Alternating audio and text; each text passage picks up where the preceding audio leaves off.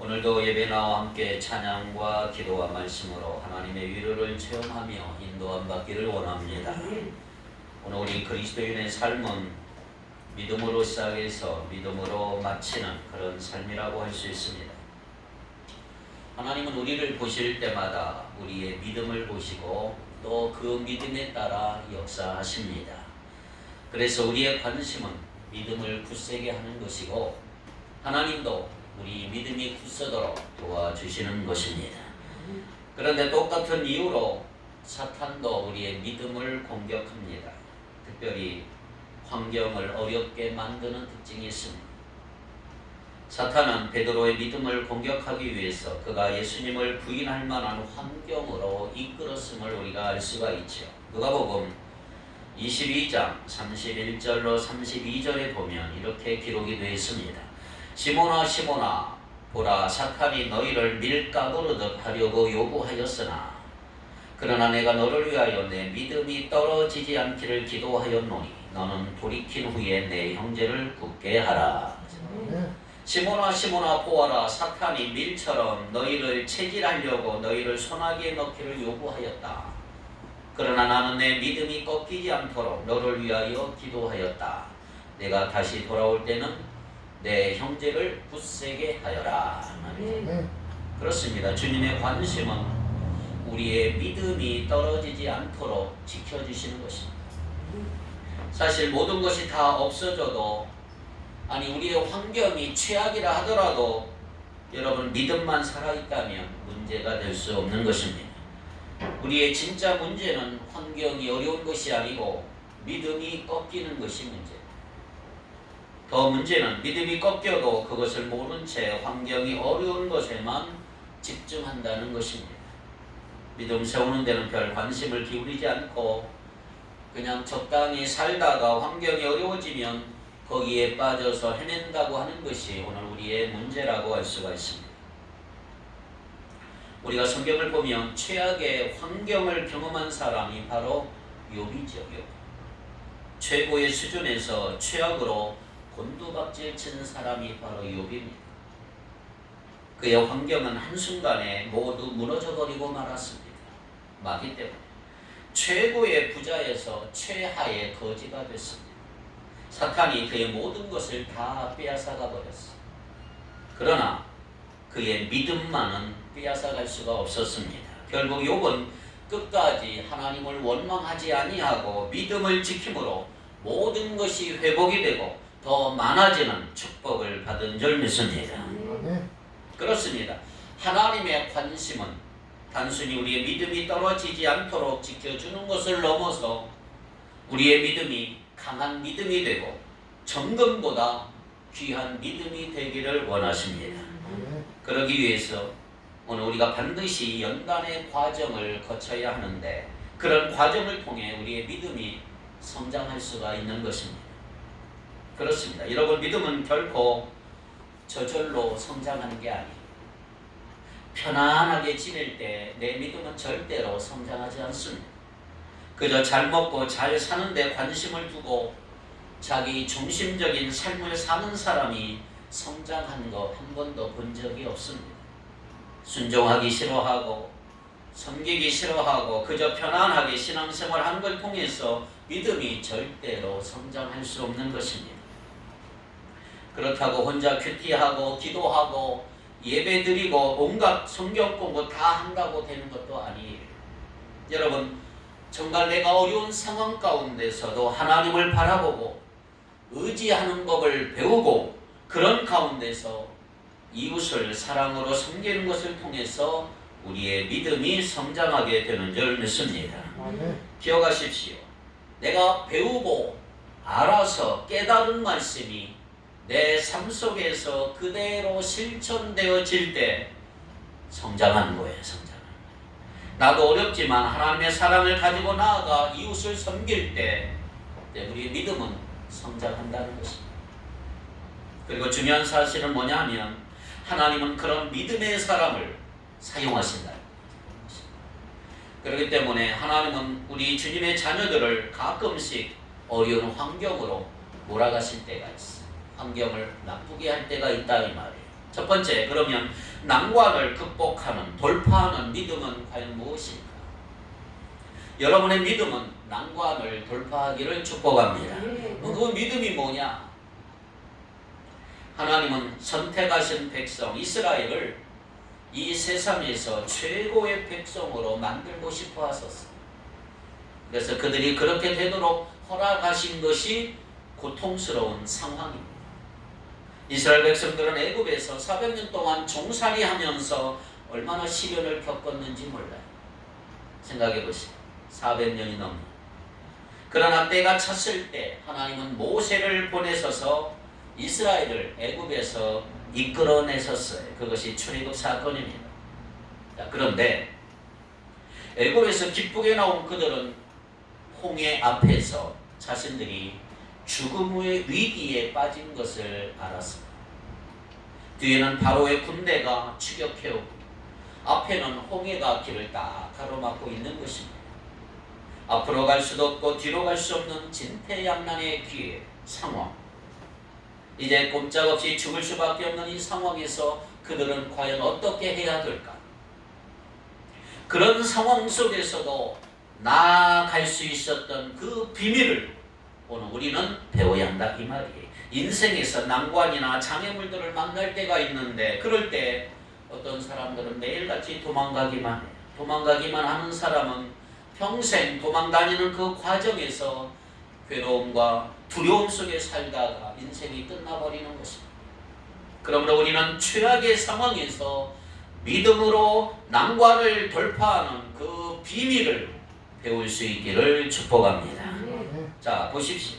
오늘 본문에 보니까 이스라엘 백성들과 모세는 바라보는 대상이 전혀 달랐어요. 바라보는 대상.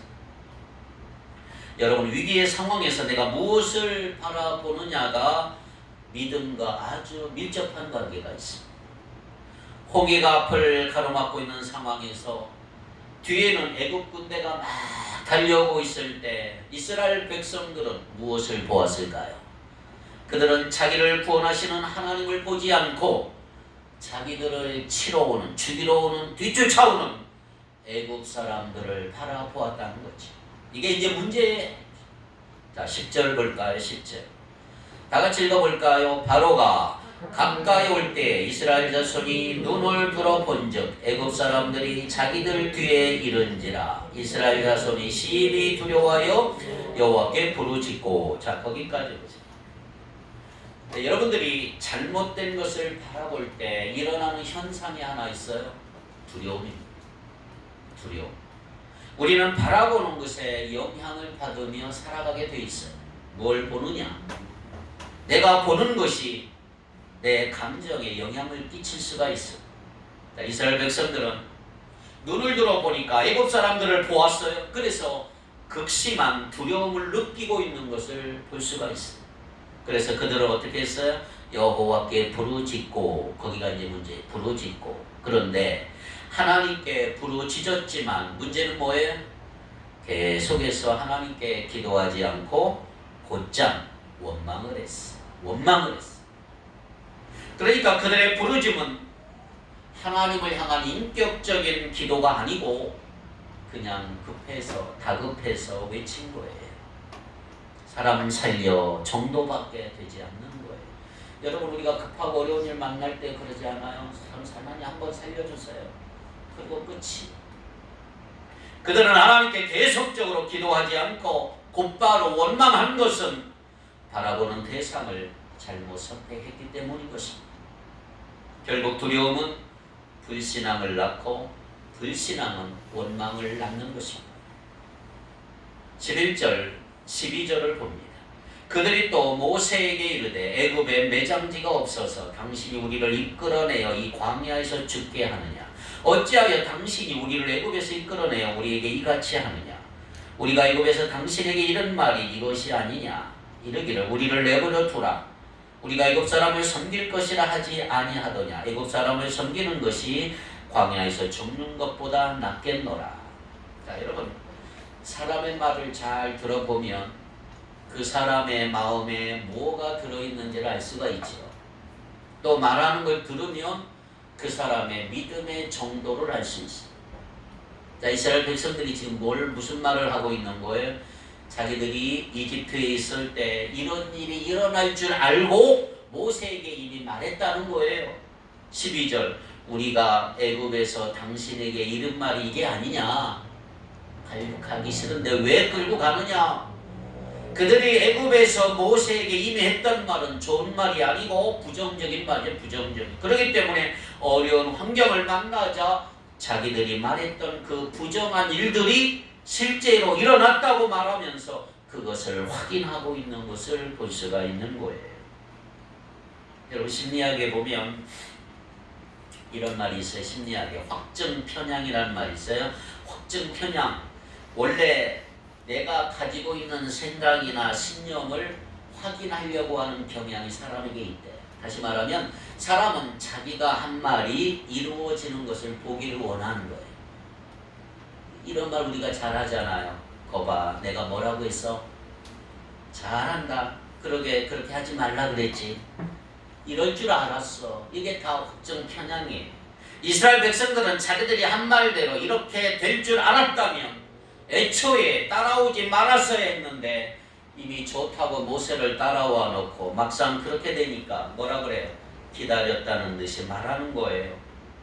따라오면서 언제 그 일이 일어날지를 계속 기다렸다는 거예요. 기다리기만, 그때만 기다려. 자, 그런데 이때 모세의 위대함이 나타난 거죠. 13절, 14절을 같이 읽겠습니다. 모세가 백성에게 이르되 너희는 두려워하지 말고 가만히 서서 여호와께서 오늘 너희를 위하여 행하시는 구원을 보라. 너희가 오늘 본 애굽 사람을 영원히 다시 보지 아니하리라. 여호와께서 너희를 위하여 싸우시리니 너희는 가만히 있을지니라. 생각해 보세요. 어떻게 이런 말을 이때 할 수 있을까? 모세가 구약에서 가장 온유한 사람이라고 하는 증거가 바로 이것입니다. 얼마든지 그때 백성들을 꾸짖고 공격할 수 있었고 야단칠 수 있었던 지도자였 리더였지만 그러지 않고 모세는 백성들에게 믿음의 길을 제시하고 있는 거예요. 자, 그렇다면 잘 보세요. 원망하고 불평하고 공격적이고 부정적인 말을 마구마구 쏟아내는 이스라엘 백성들을 향해서 모세가 한 말이 뭐예요? 잘 보세요. 믿음의 참 모습이 이거예요. 첫째, 믿음은 뭐냐? 가만히 서서 하나님을 바라보는 것입니다. 오늘 우리가 살아가면서 급할수록 잠시 멈출 필요가 있어. 우리 옛말에도 급할수록 돌아가라. 잠시 멈춰야 돼. 급한 마음일수록 여러분의 마음을 좀 고요하게 해야 하세요. 위기의 순간일수록 가만히 서서 하나님을 바라보셔야 합니다. 두려워하지 말고 가만히 서서 하나님을 바라볼 때 하나님의 역사를 보게 될 줄 믿습니다. 모세는 죽음의 위기 앞에서 하나님을 바라봤어. 여기까지 이끌어주신 하나님께서 이런 식으로 모두를 죽이실까? 여기까지 이곳에 인도하셨을 분명히 무슨 이유가 있다. 이런 믿음으로 하나님을 바라보게 됐고 그는 믿음의 눈으로 이제 하나님께서 이루실 구원을 기대하며 바라보았던 것입니다. 이스라엘 백성들이 보고 있는 애굽 사람들 다시는 영원히 보지 못하게 될 것을 믿음의 눈으로 볼 수가 있었던 것입니다. 그래서 이렇게 선포합니다. 당신들도 내가 보는 것을 보라. 그러기 위해서 백성들에게 필요한 것을 선포합니다. 선포. 가만히 있을지어다. 그렇게 제발 좀 떠들지 말고 원망과 불평과 공격과 비난의 말 그만하고 좀 조용히 하라 이 말이에요. 그리고 가만히 좀 기다려봐라. 우리가 위기의 순간을 당할 때 우리 얼마나 바빠지는지 몰라요.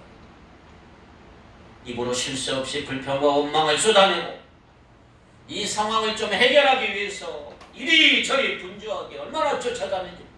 이 사람 저 사람 따라다니고. 그런데 위기의 상황에서 가장 좋은 길이 뭐라고요? 가만히 있는 거예요. 그러나 무조건 가만히 있는 게 아니에요. 하나님을 바라보며 가만히 있어라. 하나님이 하실 일을 기대하고 기도하라. 가만히 쉬고 자라는 말이야. 적극적인 기다림을 의미한다고 할 수가 있어. 과연 하나님이 어떻게 인도해 주실지, 이때 하나님이 어떻게 나를 도와주실지, 나의 눈을 하나님께 집중해서 바라보며 기도하는 가운데 그분이 하시는 일을 기다리는 것이 참 믿음이라고 할 수가 있는 것입니다. 두 번째, 믿음은 앞으로 될 일을 미리 선포하는 것이죠. 여러분, 이런 믿음이 여러분에게 있기를 바랍니다. 미리 선포하셔서. 믿음은 선포해서.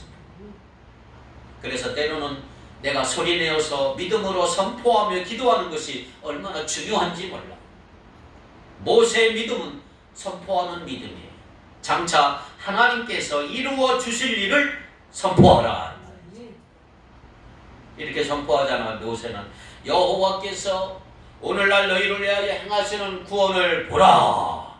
너희가 오늘 본 애굽 사람들 다시는 영원히 보지 못하리라.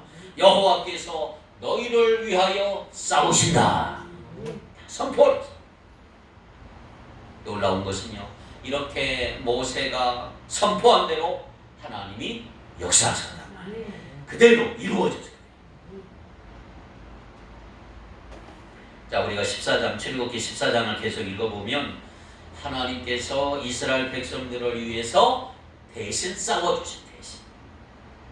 그건 이스라엘 백성들의 말이 아니고 애굽 사람들의 입에서 그런 고백이 나와요. 자, 24절, 25절을 같이 한번 다 같이 읽겠습니다. 시작. 여호와께서 그가 그들 가운데서 애굽 군대를 보시고 애굽 군대를 어지럽게 하시며 그들의 병거 바퀴를 벗겨서 달리기가 어렵게 하시니 애굽 사람들이 내 이스라엘 앞에서 우리가 도망하자. 여호와가 그들을 위해 싸워 애굽 사람들을 치는도다. 애굽 사람들이 말했어요. 우리가 도망하자. 여호와 하나님이 이스라엘 백성들을 위해서 싸워주신다. 애굽 사람들 친다.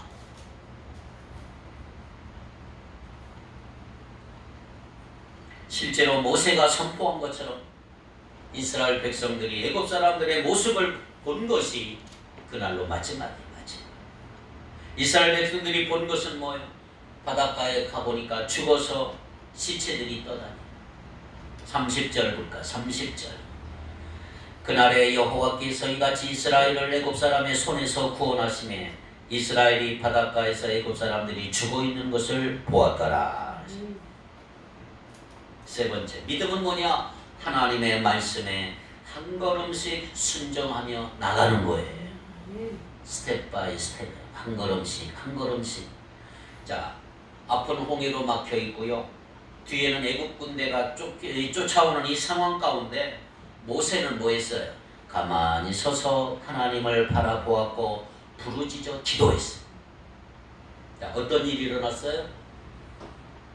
하나님이 의의 말씀하셔서 모세가 기도하고 다 나니까 15절 16절을 같이 읽겠습니다. 여호와께서 모세에게 이르시되 너는 어찌하여 내게 부르짖느냐? 이스라엘 자손에게 명령하여 앞으로 나아가게 하고 지팡이를 들고 손을 바다 위로 내밀어 그것이 갈라지게 하라. 이스라엘 자손이 바다 가운데서 마른 땅으로 행하리라. 자, 이제 기도했으니까 지금은 이제 부르짖을 때가 아니라 행동을 할 때가 됐다. 이스라엘 자손에게 명하라. 앞으로 나가게 하라.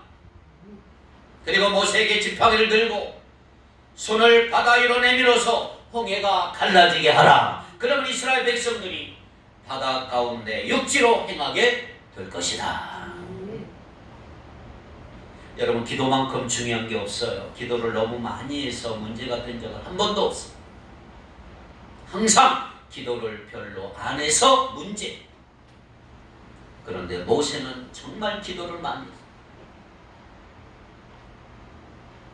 제가 가끔 성도들 보면 지금 너무 힘들다고 하는 사람들 보면 기도도 안 하고 별로 기도에 힘쓰지 않는 모습을 볼 때 저분은 말처럼 힘들지는 않구나 이런 생각을 하게 돼요. 그런데 지금 하나님께서 모세에게 왜 부르짖냐고 하신 것은 기도하지 말라는 말이 아니고 너의 기도를 내가 들었으니 이제는 움직여라. 기도했으니 이제는 행동하라. 하나님은 모세의 부르짖는 기도를 들으시고 장차 될 일을 보여주셨어요. 자, 오늘 본문 모세 17절, 18절, 19절, 20절 보여주시는 거잖아요.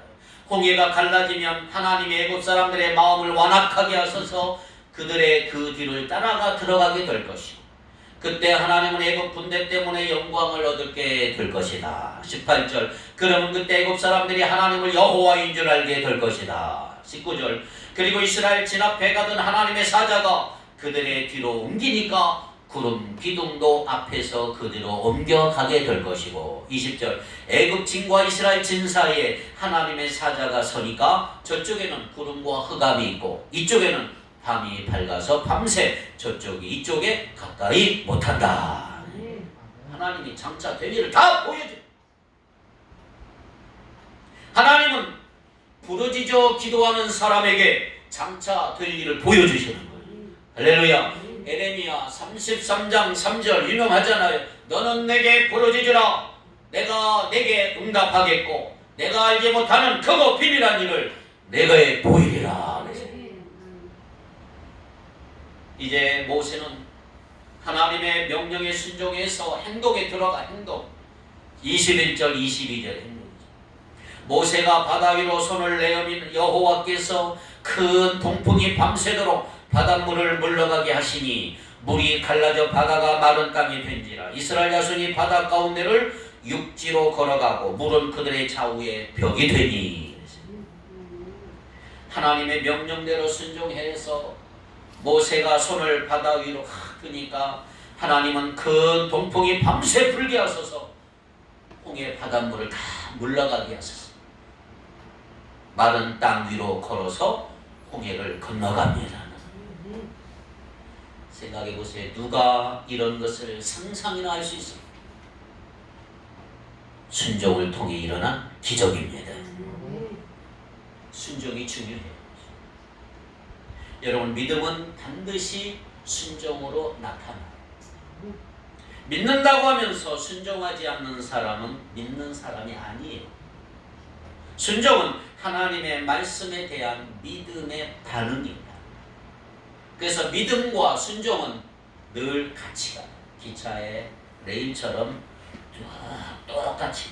그러니까 믿으면 순종하고 순종하는 사람이 믿음의 사람이에요. 할렐루야. 순종하지 않으면서 믿음의 사람인 경우는 없어요. 자, 우리가 교회에서 봉사도 하고 섬김도 합니다. 왜 해요? 주님의 명령이니까 순종해서 봉사하고 섬기는 거예요. 하나님은 순종할 때 기적을 베푸시는 거예요. 순종하는 사람의 삶 속에 하나님의 놀라운 역사가 날마다 일어나게 될 줄 믿습니다. 그러므로 우리가 할 일은 뭡니까? 하나님의 말씀에 따라 순종하며 나가는 거예요. 위기의 상황 속에서 왜 하나님의 기적이 나타나지 않을까? 혹시 순종하지 않았기 때문은 아닌지 돌아보셔야 합니다. 내가 무엇이 문제인가? 여러분, 순종하지 않으면 잡종이 돼. 잡종. 신앙생활 하기는 하지만 이상한 잡스러운 신앙의 모습이 될 수가 있고, 중요하지 않은 일 자꾸 하게 되고 우선순위에 밀려버립니다. 순종 안 하면 예수님 닮는 게 아니고 바리새인 같은 신앙생활을 할 수밖에 없는 거죠. 순종했습니다. 자, 첫째, 난관을 돌파하는 믿음이었다. 두 번째, 믿음으로 순종하는 자에게 길을 열어주시는 분이에요. 아멘. 난관은 길이 막혀있는 거예요. 그러나 믿음은 난관을 돌파하는 능력인 줄 믿습니다. 막다른 길에 다다르면 더 이상 나갈 수가 없어. 그래서 난관은 뭐예요? 일의 진행이나 발전을 가로막는 어려운 고비가 있을 수 있는 거예요. 그게 난관이죠. 그런데 하나님께 손을 들면 하나님께서 그 길을 열어주시는 거예요. 그러므로 우리는 손을 드는 훈련을 할 필요가 있다. 손을 든다는 말은 하나님께 맡기는 거예요. 전능하신 하나님 의지한다 이 말이에요. 손을 든다는 말은 하나님께서 나를 대신해서 일하시도록 길을 열어주시는 거예요. 열어드리는 거예요. 손을 든다는 말은 기도하는 거예요. 기도하는 거예요. 하나님께 내 무거운 짐을 내려놓는 거예요. 하나님, 나는 하나님께 맡기기를 원합니다. 나는 항복입니다. 손을 든다는 말은 이제 하나님이 해달라는 거예요. 하나님, 나는 못합니다. 이제 하나님이 해 주십시오. 우리 마음 같아서는 당장 길이 열리고 역사가 일어나면 얼마나 좋겠어요. 그런데 하나님은 문제를 빨리 해결해 주시는 데 관심이 있는 게 아니고 우리의 믿음을 키워주시는 데 관심이 있는 거예요.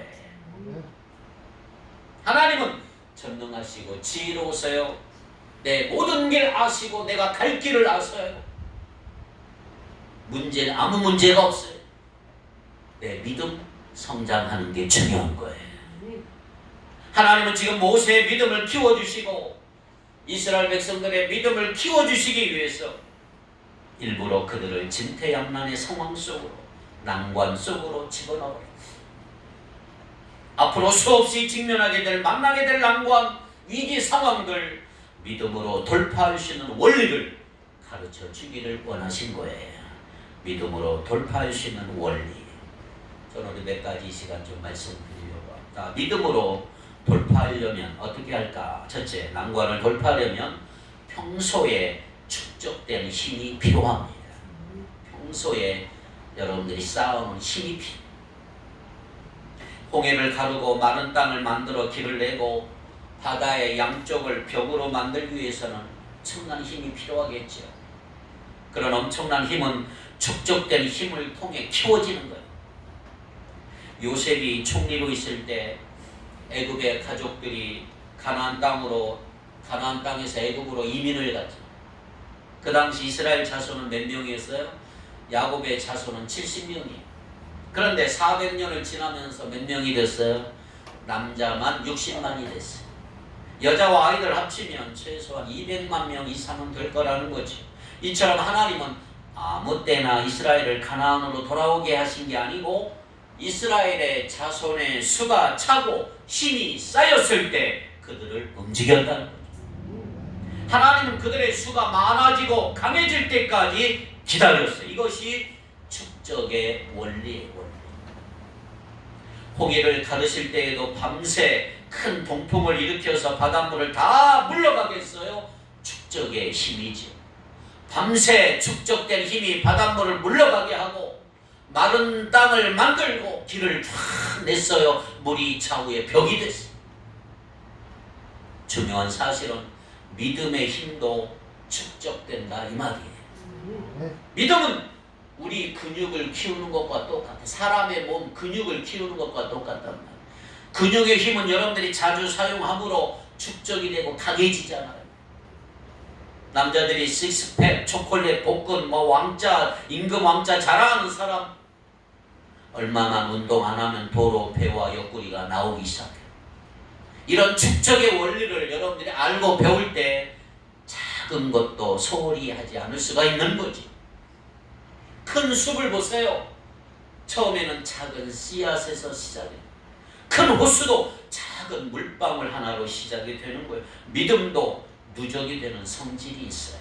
믿음도 축적될 수 있고 쌓일 수가 있고 여러분의 믿음이 차곡차곡 쌓여서 대단한 돌파할 수 있는 믿음이 되길 바랍니다.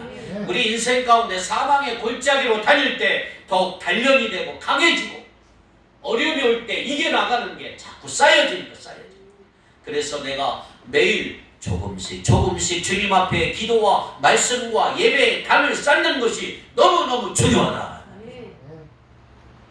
매일 조금씩 쌓여서 거대한 믿음으로 나가는 여러분의 믿음이 되길 바랍니다.